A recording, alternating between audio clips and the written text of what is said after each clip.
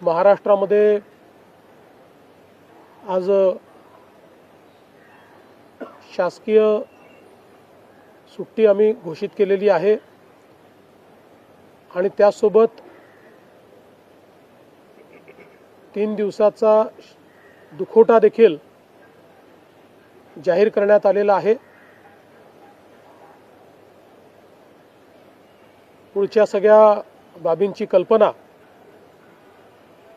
ही आपल्याला लवकरच देण्यात येईल, पण मला असं वाटतं की कधीही भरून न निघणारं अशा प्रकारचे नुकसान आहे। महाराष्ट्रातनं असे लोकनेते गेल्यानंतर जी पोकळी तयार होते ती भरून काढणं हे अतिशय कठीण आहे आणि निश्चितच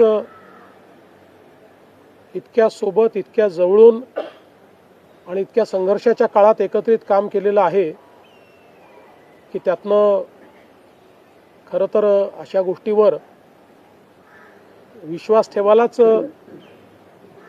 मन तयार होत नाही। तर पुढच्या ज्या काही गोष्टी जशा ठरतील तसं आपल्याला कळवण्यात येईल।